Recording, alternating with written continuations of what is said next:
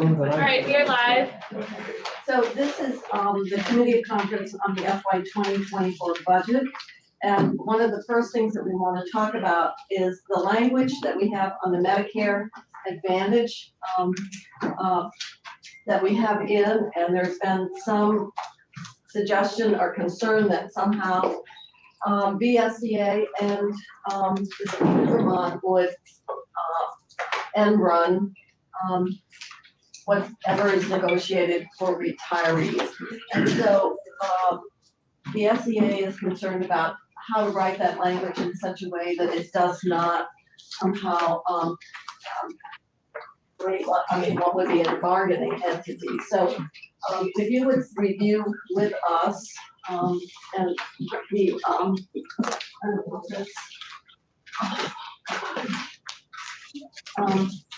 with what you have come up with as a way perhaps to address that concern, which came from several retirees but did not come from the larger organization.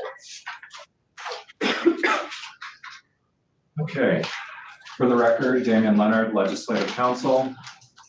So I'll walk you through the amendment section by section because that'll help to understand each piece of it. So Section E108, this relates to health insurance for retirees. The current language in the statute provides that retirees are entitled to continued coverage in the group medical benefit provided by the state of Vermont for active state employees. So the way that works is typically that becomes the secondary coverage when they go on to Medicare. But they are allowed to continue in that group medical benefit plan. The language that was first added by the House is in subdivision 2, subdivision A2 provides that they could be offered coverage in an alternative to the group medical benefit plan if the coverage is substantially equivalent to the coverage offered in the group medical benefit plan, and it's mutually agreeable to the state, the unions representing state employees, and the Vermont Retired State Employees Association. So this is retirees only. So that's section E108. Section E108.1 was added more recently. I believe this was in the Senate version. Or perhaps it's just the conference committee version. I can't remember at this point. I've done a lot of different versions, but this is the provision that relates to contracting for group insurance for state employees, so active state employees. This would provide that if you look all the way down in subdivision A10, so subdivision A gives the Secretary of Administration authority to contract for group health insurance. That contract is subject to the terms and conditions agreed to with the unions through the collective bargaining process. The new subdivision 10 would provide that the Secretary of Administration shall not contract for any group. What page? I know. Oh, I'm sorry, page 7. Okay. I wasn't sure if you're following on something. No, that's okay. I'm sorry. So on page 7 of the draft, the Secretary of Administration shall not contract for any group medical insurance that provides a Medicare Advantage plan or similar plan established pursuant to Title 18 of the Social Security Act, which is otherwise known as Medicare, without the explicit agreement of all employee organizations certified pursuant to chapters 27 and 28. That's the State and Judiciary Employees Labor Relations Act. So currently that's the VSEA and the Troopers Association. And then the new subdivision B, which is added to address the concerns raised by some of the members of the Retired State Employees Association, provides that for purposes of section 479, so the retirees' health insurance, the Medicare Advantage plan or other similar plan agreed to pursuant to this subdivision would not be considered to be part of the group medical benefit plan provided by the state of Vermont for active state employees.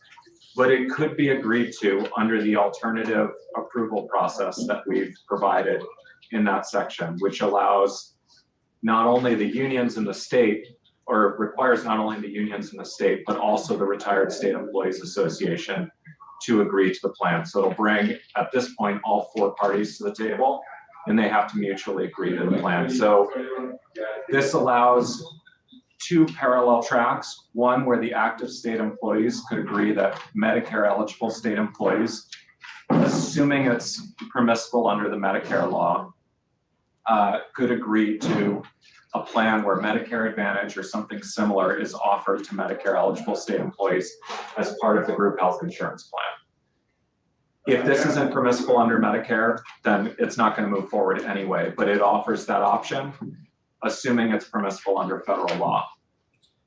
And then the alternative, though, for retired state employees is they are not subject to that agreement unless it's agreed to when the Retired State Employees Association is party to the agreement. So that's under 479.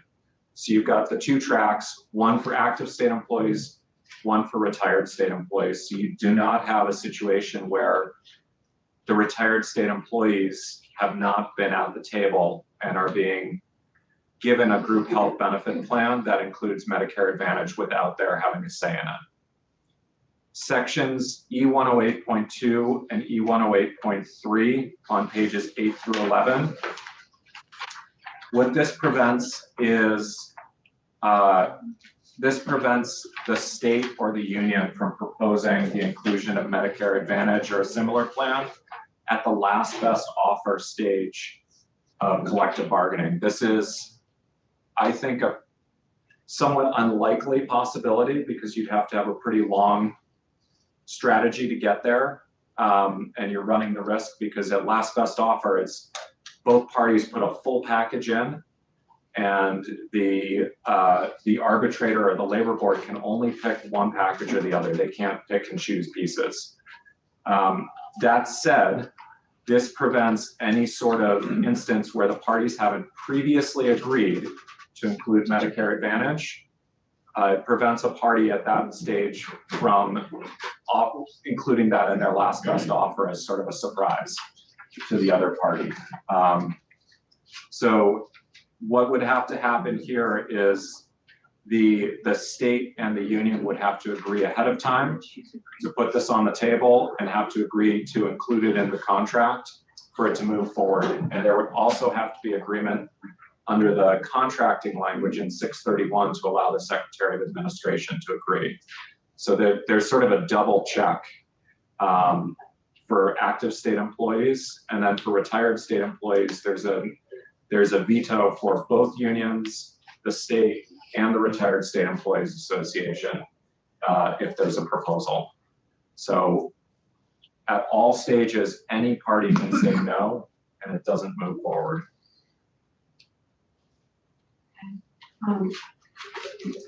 I think that addresses the, first of all, we were trying to make sure that we recognize there were 2 groups, one of which were the Medicare eligible that were continuing to be active employees, and not everyone was, retired. We have one employee who spent 60 years, might be that he's still working. So I think, and we found out there were more than we thought.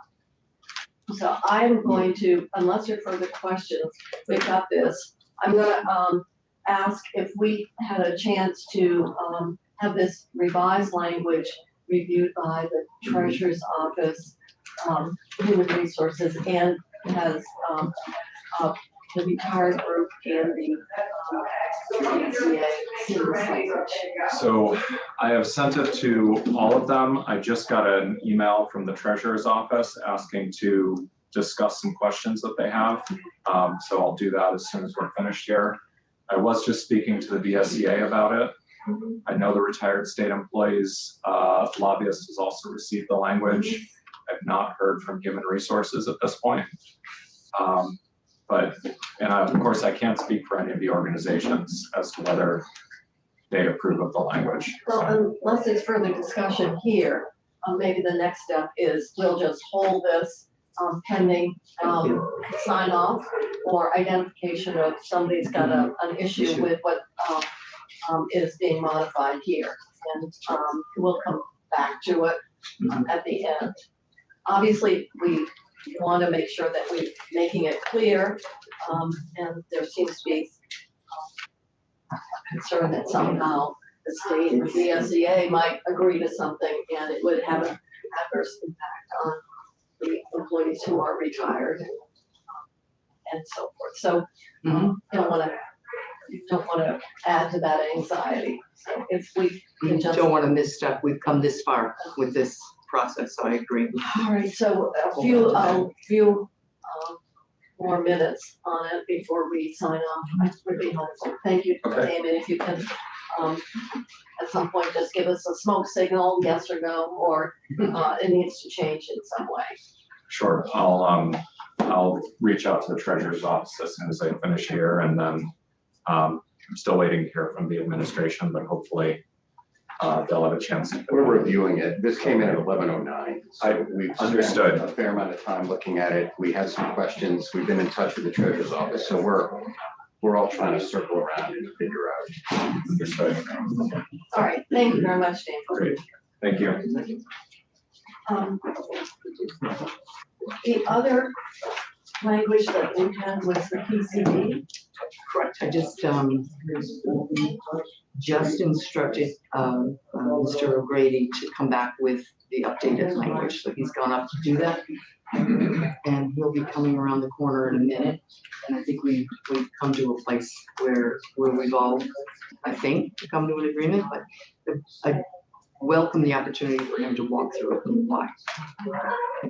That in a minute. And then we have the language that Stephanie is gonna put together relative to the 500,000 we have for grants for the health office once it gets created. The main thing is we've got the funding and the positions, so from a financial perspective, please put a fence around the money. What else have we got other than, obviously, we have still housing that has a lot of moving pieces. Anything else that we have on our list? Smaller things, do or not do. Childcare might be one of them, I'm not sure. Could be, you have it, okay. Yeah, maybe 2 or 3. What is the HVAC? What is that? Oh, the health and access. advisory. And then, I was approached, an S100, there's language about, Act 250 and not applying when a utility like Green Mountain Power wants to relocate poles. You've approved it. I don't know what the status is, if people are nervous that somehow S100 isn't gonna move forward. I hope that's not the case, because it seems like We just put a lot of work into it. I know. So, I haven't seen the language, and I promised I would give it to our Chair of Natural Resources, before we agree, to do anything. Something about this. Yeah, she's right there. It came from you. It's in your version of the bill, as I understand it. So, I talked to our chair. yeah. So there was a way, apparently, in trying to get poles moved from, certain areas, like in heavily forested areas, to something that is a better location. If we don't have the ability to do that in a fairly time-effective way, and with the season coming up, the concern is that it was not, it would be an obstacle to a lot of the relocation of poles that utility companies are wanting to replace. So this is your language, as I understand it, in S100. And I didn't get it in time to show it to Senator Bray. But I guess the question is if it's amenable. I mentioned it to him and I said I would give him the final language.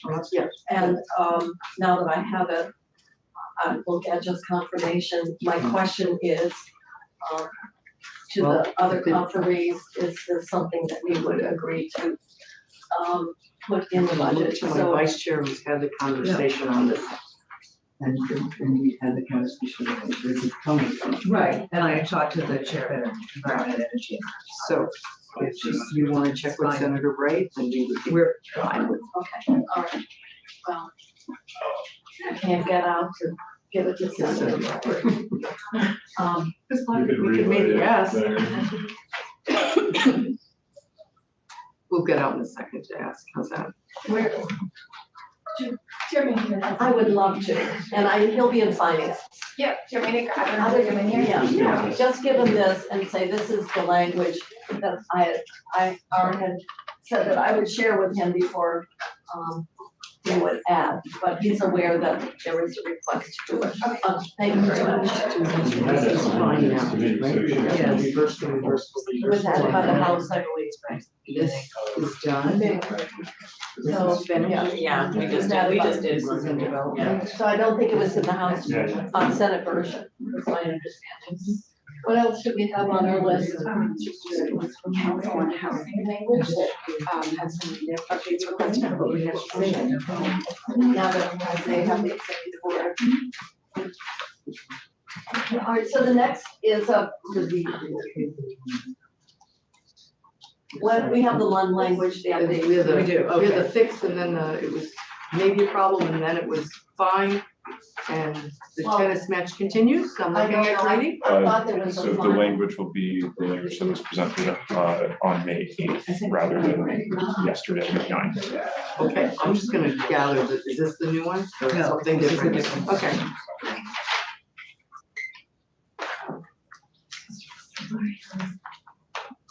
Oh, yeah.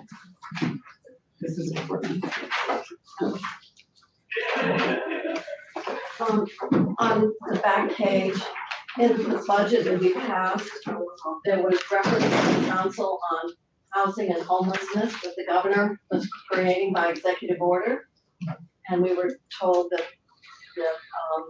that was happening, and so in anticipation of the executive order and the creation of the council, we had language in the budget, and this is to update it now that I believe the governor today signed an executive order to create the council. So the language that we had put in earlier needed to be modified to reflect that.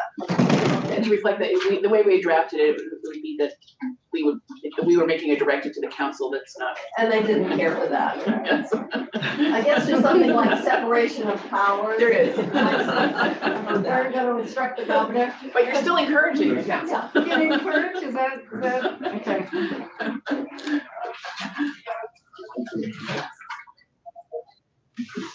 So this is just to get the language in a way that, Situated. yeah, that respects the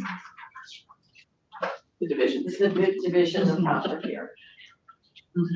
So council is also encouraged to review the inventory.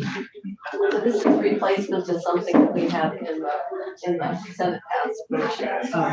That's all. and is it also sort of our intent as a general assembly to hear from them when we're in session, so we I can would get hope so. updates, yes. Yeah. We don't need to bring No, we don't, No. no, but I think obviously we will be carefully monitoring. Right. And I think we are good with that now. okay, so that takes care of the replacement on that. And I see we have right here. Mike, you may sit right there if you want. Sure. You want to hear from Senator Gray? This is, well, Senator Bray, you have a comment or no? I just wrote over with Senator Cushman that the exact same language we have in Matson and supported that language. So you had it in your version, It is in S-100 as we've seen it thus far from the House. right, but it was not on the Senate side. Correct. Okay, but you've seen and you're aware of it and, Yes, and you're, the same language we received. yes, If you take that up, it may not be 100. all right, It so, needn't be in. Yes. all right, thank you. So I guess that we could close that We out. can close that out, and that's the assurance that in case something happens to 100. That will. All right, Mike. Hello? Nice to see you at that end. Yeah, it's a change of perspective. Here you go. Does it? Huh. So then, can I like yell at Bobby out? Yes, you may yell at all you want. So you have in front of you it's titled H494, the House Conference Proposed PCP Assistance Language. It's got a draft 4.1, timestamp 2/23 today. Oh, wait a minute, we didn't agree to all this. What we agreed to was the Oh, the 2-year, Oh, and then And then keeping D&E. D&E. yes. Sorry, so we'll have to, So if you don't agree to Oh, the things that precede D&E, then there's no grant program. Burlington doesn't get any money. What do you mean? No, I mean, because C110, we need Right. we need you know, part of what. keeping what So most of what this language is what is in currently in there. 494 is passed the Senate with some changes. Didn't even bring my phone. No, I guess we're gonna have to Take a look this. at the two of them. because- side by side. We wanted to keep the grant program and with the up to actual cost of 15 million. And then 100% for the other, that was the language that we had in the budget. That is in there. And then, we were recognizing based on information from ANR that the testing deadline was too condensed. Right. And so that was the 2-year And you moved that, change. that's in there. And then we wanted to have the reimbursement. That's in there. Yeah, but you had other land around grant. Oh, the number 2, the grant See, criteria. yeah, uh-huh. Number C on page C. 3. Letter C. So the grant criteria you don't want in, What do we have now? right now, the grant criteria is that In the budget. AOE is going to work with stakeholders to come up with grant criteria. But what ANR proposed to replace that AOE process is that on B1, there's reference to ANR's investigation and remediation of contaminated properties rule, which is basically a rule to keep the cost down, to make sure that the least, the most cost-effective measure is implemented. And so you don't need that AOE cost control language anymore, but there is the concern about whether or not funds from the education fund are going to be used to fund remediation and removal of independent schools. And we're not going there, I can tell you, because we're mandating the testing of independent Right, I was gonna schools. say, At the same testing time, is we're mandated. precluding them. And we didn't do that with lead. Okay, And so so that was one of the things that we did not So we agree need to. them to be paid out of the ed fund for any remediation. That's what we did with, that's how we treated them for lead. but it wasn't paid out of the ed It fund. wasn't paid out of the Right. ed fund. Ed fund is the problem. There's also a smaller. Well, we don't know. In the end, we thought that was gonna be a huge amount. I'm gonna say we have to Okay, wait a hold little on bit then. on this. Okay. The other thing under the grant criteria is if you are basically stopping the grants based on those that have tested and remediated as of the effective date of this section. Because that then doesn't create a hole. You will ultimately need to appropriate more money for the rest of the schools that are tested and require remediation and removal. But this language is for those schools that have already tested as of the effective date of this section. Well, we probably need to have a little bit more discussion with, our education folks, because, in my mind, I was thinking we would take the language that we had in the budget and that we would add we would put in the extension and, Reimbursement. and then we would do, if you had insurance, the clawback or the reimbursement and the state action. So I think the only issue that you have left is this grant C1 criteria, whether or not you are going to and this grant program. I think other than that, Mr. O'Grady actually took the language that was there to make sure that it was all included and included a couple of, You know, that we know that Yeah. at some point, I mean, this is a public health issue, and so probably the money that got set aside isn't gonna be sufficient, possibly. And so we're gonna have to continue to revisit it, but, so I think we just need to yeah. look at. We don't, so the House position is no pause. We want to keep the program and testing at the pace that it is and allow A&R the time frame to actually maybe be able to We get this are possible. making those, independent, I mean, those, You are gonna. recognized independent schools are in fact getting, Tested. well, they're also getting their paid You want them to tuition. be eligible. Yeah. But they would only be eligible under this language if they have actually tested or done remediation. But that's true for public schools as It's true well. for public schools as well. All right. Okay, why don't we take Take a a moment. final look at that? Okay. Okay. Thanks. I appreciate it. That's the, Agreed. my, My, on this, after the extension date, and it said the intent is to have additional guidance during the 2022 legislature. We do that. You did.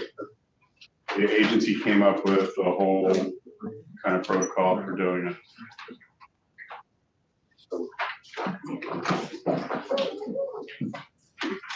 so let's, Okay. we'll have to come back on that. But our concern is requiring something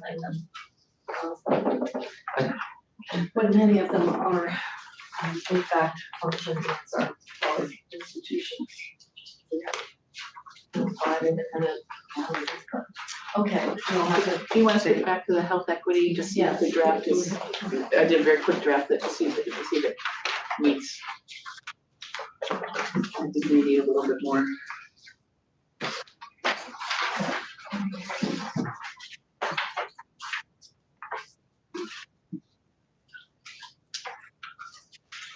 I didn't bring my other folder, so I'm glad you have.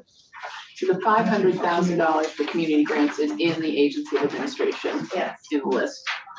And instead of being very specific to the Office of Health Equity, just related to, and he's still keeping the restriction on them going out until the Office of Health Equity is staffed.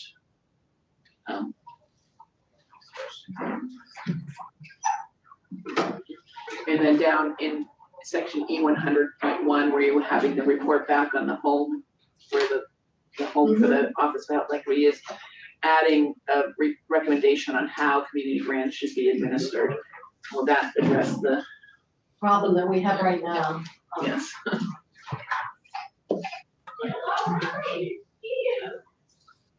Where neither entity has staff or administrators. Yes, seems like we should pick that up in drafting.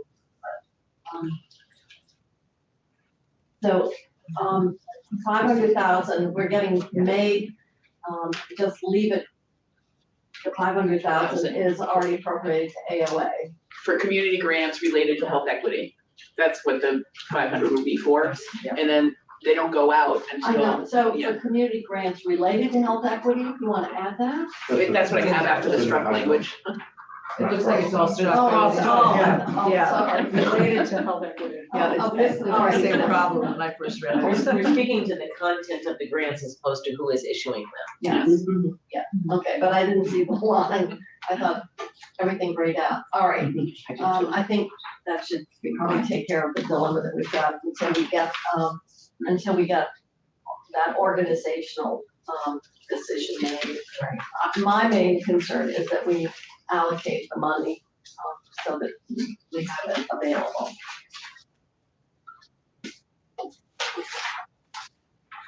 I'm getting signals from both my side here that we're okay.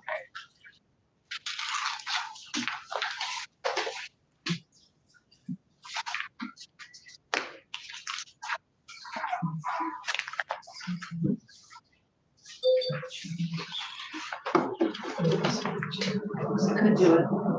Administration of equity related community grants. to communities. We've all put okay and put it in the overtime. We're just overzealous, we're just being a little overzealous, but. And that may happen in editing anyway. They will. Editing, they'll take We care will of work it. on it. The Scrivener's error, Okay, so we've got to take a break on PCBs. and what's it? Exactly. Okay, so now we, And we're other things on the on your list Medicare there? Advantage.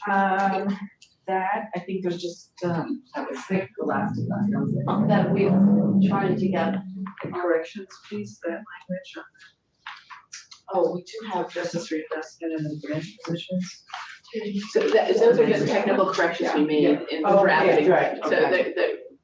that's on the web. that's on the Okay, web. all Okay, right. good. We got an email with all of it, so I didn't know if we were actually gonna be talking about it today or not.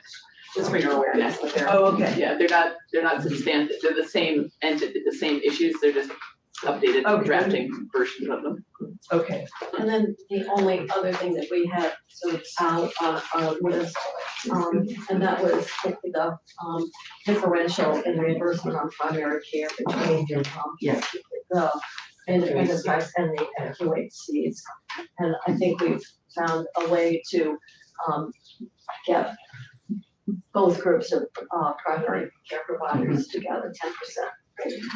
Both of them 10, when we were trying to backdoor numbers into that, we were able to do 10. Yeah. I'm getting a big yes over there. Yes, the other, Okay. our fiscal, the ladies of money that are here. And there are a few. Said that that would be Would be possible possible. to do to get to the same level, so we can take care of that. And that's at 10%. Yeah, 10%. It's primary care. And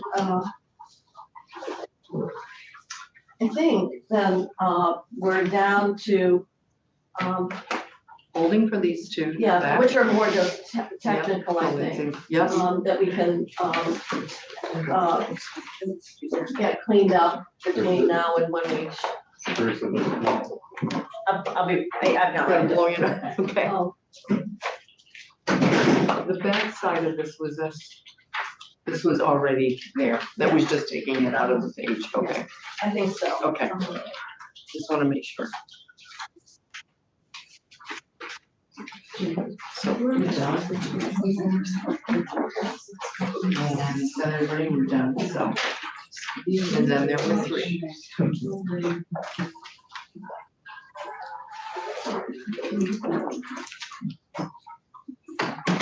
You know, I used to think these chairs were comfortable, but no, they're too much to Hold it it. up there, maybe. You feel I need to blow my nose in front of the world. Or on air.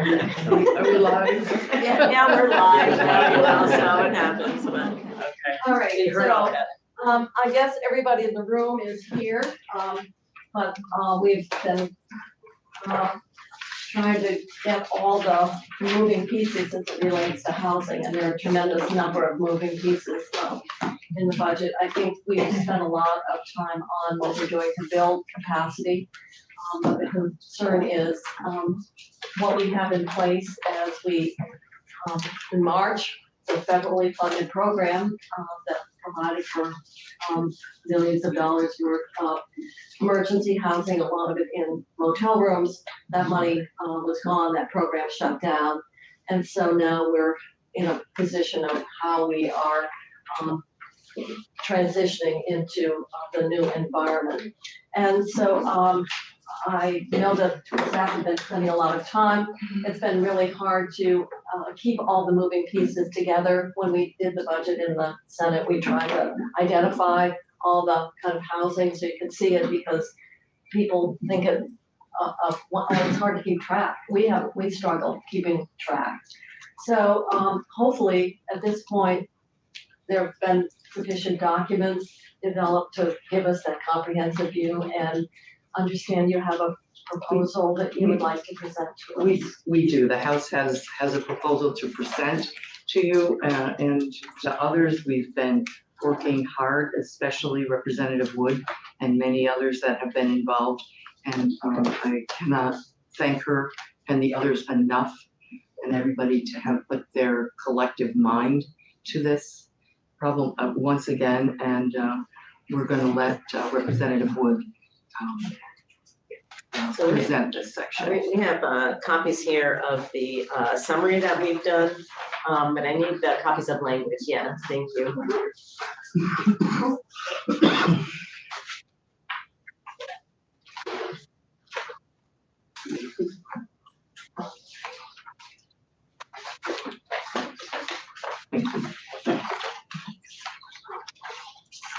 Thank you.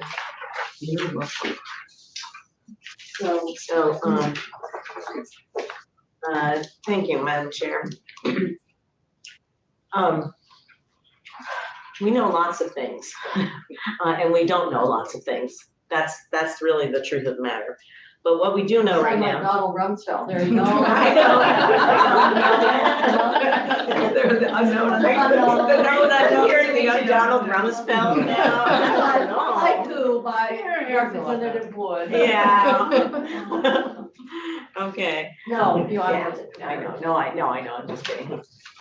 So we know we have 1,800 households, thereabouts, 1,800 households from every county of the state that are in the hotel motel program right now, folks who are at risk. We also know that there are similar people in our communities right now who aren't in the hotel and motel program as we know it right now, who are also at risk, people who are homeless or at risk of being homeless, who we don't even know about right now. We also know that housing alone is not a complete answer, and that we need to have supportive services in order for people to have the necessary supports in their lives in order to be successful in helping them to live their lives. One of the things that I think is really important for us to keep in mind is that the needs of people are diverse. And so our approach needs to be diverse. There's not going to be a single silver bullet that solves this problem. And I know I'm sort of preaching to the choir here. I know you know many of these things. But we have older Vermonters, we have people with disabilities, we have people with mental health challenges, we have young families, people with substance use disorders. And one of the things that I want to say to the people listening is that I have read every single email that has been sent with people's stories that Rebecca Ducre facilitated for us to make sure that we're aware of what are the personal impacts that this situation is having. What people who need medication, people who have been previously living out of their vehicles, people who have young families, people who are on disability. But we also know that continuing the COVID era hotel motel program, even for any additional short period of time, really robs us of the resources that we need in order to move forward into something that is going to be more sustainable for us and to invest in more permanent changes. And as the chair just said, the federal funds have ended. We don't have sufficient funds to sustain a program like this. And so our approach needs to be as complex, frankly, and as deeply sensitive to the issues that people have in their lives. And it crosses many boundaries across state government, many boundaries across private and public organizations. And we have put a great deal of effort in this budget to improve and develop upon the systems that we have in place here in Vermont. And I want to just highlight some of these things that you have the summary sheet in front of you, and I want to thank the JFO staff for helping us put this together, because I think we all know intuitively, yes, we've done this and we've done that, and being able to see it all on one piece of paper. And I do want to point out for people that this is the FY24 investments. Okay, so this is the new money going in. This builds on the base for many of these programs. So, for instance, the HOP program right now is a base of around, close to 17 million. So this is building on the base of those things. So, all totaled, we will be spending, we'll be spending over, $220 million, on this journey in the next year to be strengthening the direct supports people need, both in direct housing and in the supportive services. As we look at what has already been spent, you'll see at the bottom of the page, it gives you some idea of what, just in summary form of what the state with the federal resources has done in the recent past. You're referring to the 450 The million. $500 million, nearly $500 million, and then the 398 million on the other side. So it's been an enormous amount of money going out to support the diverse needs of the people who are there. And now we need to shift. We need to shift to something that is going to be sustainable, but something that is going to be reflective of the ongoing needs of Vermonters. And one of the things that I do want to highlight is that when I talk about diverse needs, we have diverse approaches in this budget. We have addressed recovery housing for people with substance use. We have done a huge increase in the assistive community care services. 79% rate increase. Those are services that have frankly not been as available to people who are on Medicaid because those residential homes have not been able to afford to accept people on Medicaid because our rates have been so low. So we made a huge investment in that. That will start to open up places for people who are Medicaid, people who have little to no resources to be able to pay for those services. People with disabilities. And the good part about places like that is they not only are they provide the supportive services as well as the housing. The other aspects of this that I want to point out, so that's between the nursing home rate increase, our residential care rate increases, we're looking at, over $30 million in investment just in the rate increases in that area. We are doing things in this budget for youth exiting DCF custody, okay? We know that some of those youth end up homeless. We are investing additional $500,000 in those transitional independent living stipends. Just examples of that, also doing the same thing for people who need assistance with like first and last month's rent who are entering recovery housing. Those are all things that are investments in this budget, as well as maintaining and expanding our shelter capacity. We've made significant investments in this budget. Home share. I would also add, when you're talking about the $500,000, we also put in money to our youth service bureaus. Absolutely, right. That provide the support and counseling services. Yeah, another part of that safety net of supportive services. I don't think we put that on the list. I didn't put that on the list. Another example of not only is it the housing, but the other services that are so important to. God bless you. First a sniffle and a sneeze, tents in your yard, that's what a auctioneer in the state auction said one time. Sniffle and a sneeze and then what? I was at an estate auction and the auctioneer, somebody sneezed and they said, first a sniffle and a sneeze and the tent is in your yard. Oh, goodness. Oh, okay. Well, hope not. It took me a minute to get that. Thank you. Yeah, I don't know. Is that We'll be home before I need to open the tent. So the other things that I want to point to is we are, if you move to the top of the list, all the things sort of from not counting the top two, all the rest of that is stuff that we have been discussing in this committee. We've been discussing in our relative bodies, and we reached agreement on those things, really very quickly because we all knew that those investments were necessary.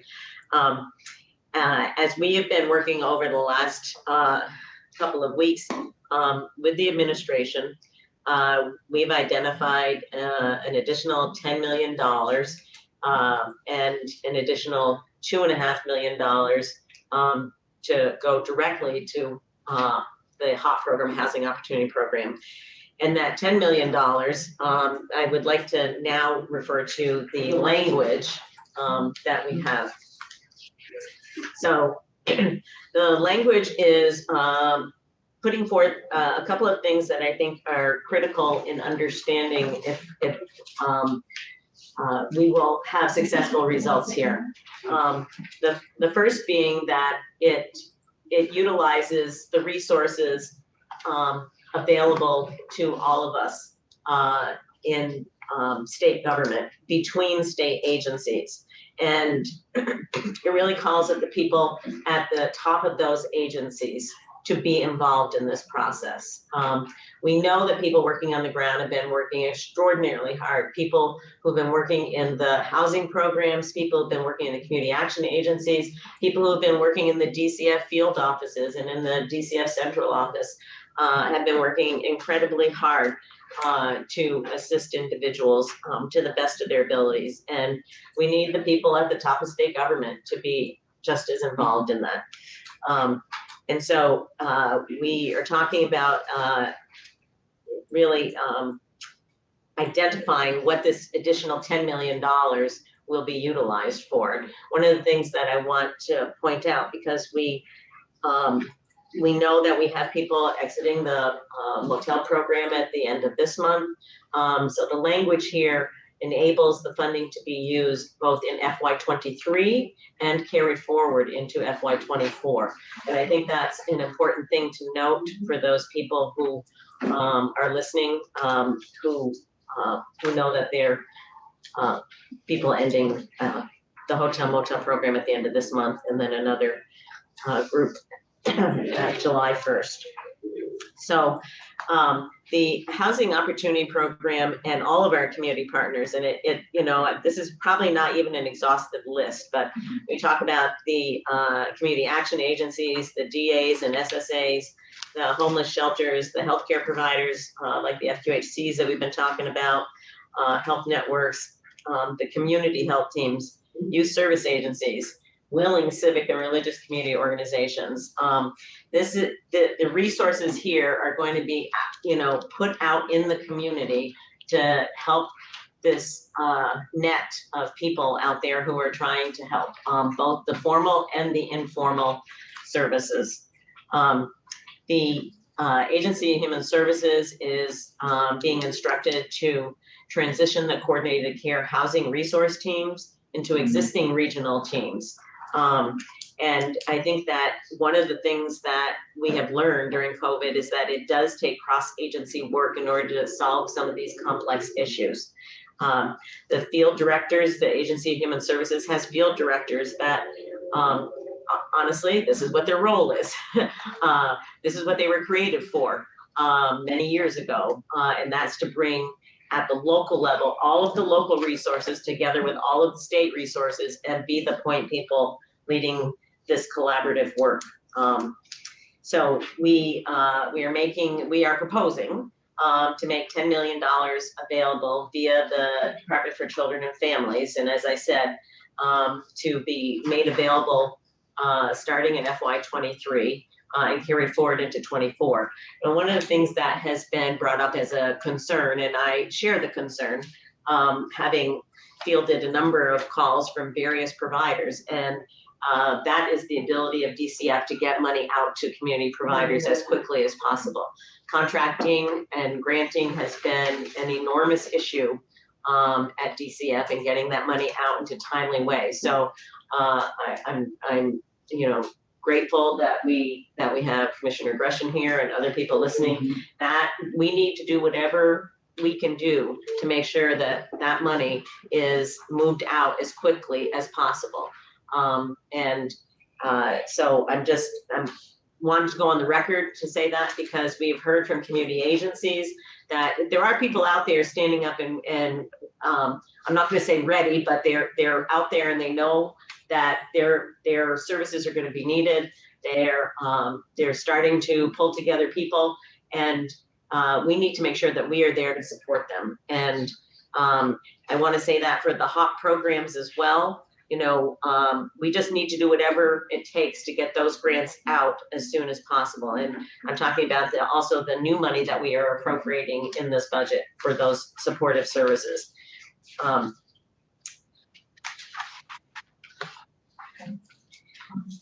And then we go on to the latter part of this goes on to identify where these resources are coming from. And we do have to thank the administration for helping to absolutely. This has been funding. this has been a collaborative process with the Agency of Human Services and the governor's office. It's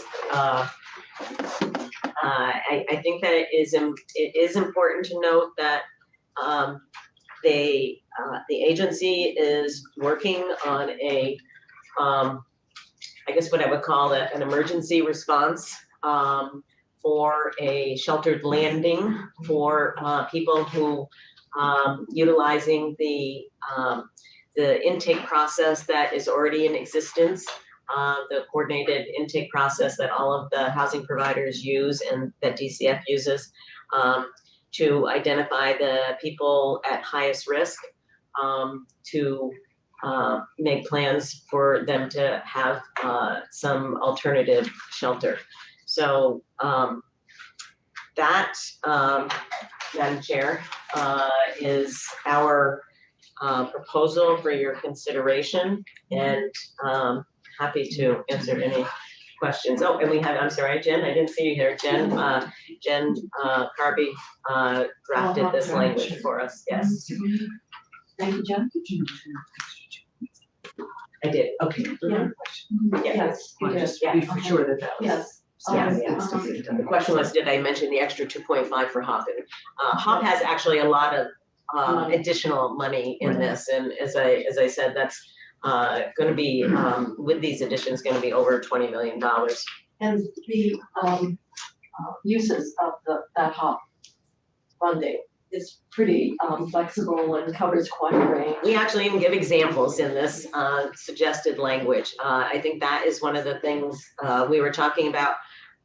You know, is there, you know, do we need to devise some new way to do this? And we were assured that the HOP grants can be used for rental assistance, can be used for transportation, can be used to help fix a person's car. Very individualized, yeah. And it can be used for, I had someone ask me, you know, from Brattleboro, you know, they are gearing up to help people, and they said, I can use 1 or 2 new case managers. This money can be used for that. So that avenue seemed to provide the most flexibility for the communities. Well, I think, Jen, you've really done a great job of bringing together all the discussions. One of the things that we've kind of focused on in so much of it has been DCF needs to do this and DCF needs to do that. And that's been, I thought was not really reflective of what we needed to do. DCF has been the pocketbook, so to speak, but every part of state government and all the programs that we're funding have a responsibility to come together here. And I think the language that's being proposed here really recognizes that comprehensive approach, and that everybody has kind of got to put their shoulder to the wheel, I guess is that the saying, or feet to the fire. And I think the Agency of Human Services has indicated that they're committed to doing that. I was around when the regional directors were created, and this is exactly, in my mind, the kind of work that we should look to them to help direct, because there has to be some place where all these efforts kind of come together and have that locus. And I mean, while, you know, the beginning part of this speaks to the people at the top level of state government, I really want to emphasize this is about local use of resources and local identification of what's going to best be helpful in the communities where people are. It's just that we need both of those things to work. Okay. I was just gonna say, I also, we talk about all the different community providers, that are out there, and I do wanna recognize the work that they have been doing on an ongoing basis.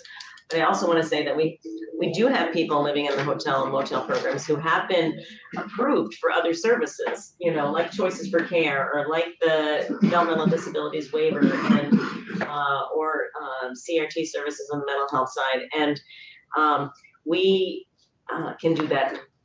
No, I think we would all agree. But this is really putting down in very concrete terms how we're going to proceed and what our expectations are, what the legislative intent is, but also what has been the financial commitment as well, which is really impressive when you put it all together on one sheet. So maybe we've even missed some things on this sheet as we think. Well, I kept adding, as Sarah said, she sent me a draft, and I said, oh, but what about this, and this? And then today I said, there's another one. And I think that just points, Madam Chair, to the diversity of the approach that's necessary, because we have people at all ages with all different kinds of needs, and those are really, frankly, all throughout state government. And you can see the list here of things all across the, not only the Agency of Human Services, but Agency of Commerce and Community Development and others. So appreciate getting this all finalized, and I think we have I don't think any additions here. It seems like this is a good expression of how we want to proceed from here, and having investments expectations to who's going to be involved. So why just- don't we concur that would be the 10 million plus the additional 2.5 to go into HOP, and the language, I think, is a good expression of how we want to move forward. So we will agree to that and close out this section. Thank you. So, Madam Chair, that leaves us coming back after hearing about the Medicaid. And what we do with PCD to make sure we're not. Yeah. So we have a draft of the language portion of the bill and the web report that we can hand out to the conferees, and Andrea will post. If you want to start reviewing that now, while we wait for the Medicaid and the PCD to be finalized. Yes, and that would be great. You have copies already? We did. Yes, so this draft for your. Talk about anticipatory. Good thing I said yes, right? This draft will not have Oh my God. updated PCV or Medicare Advantage language.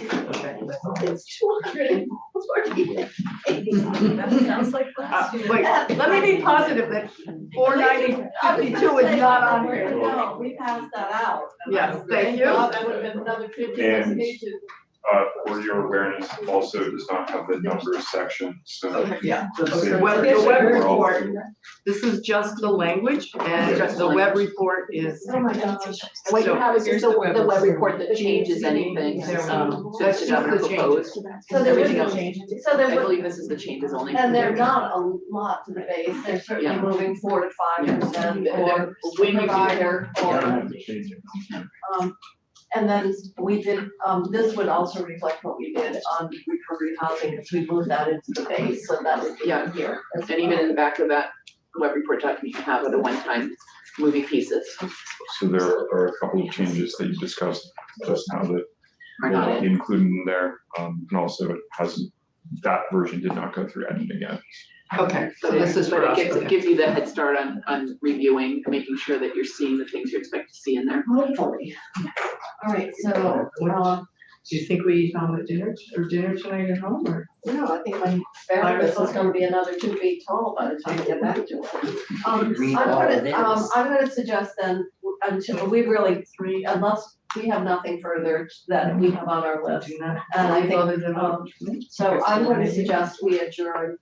I think we can just sit here and go through the documents And so at this point, I'm going to, just adjourn. When we come back, we can sign at whatever point that might be.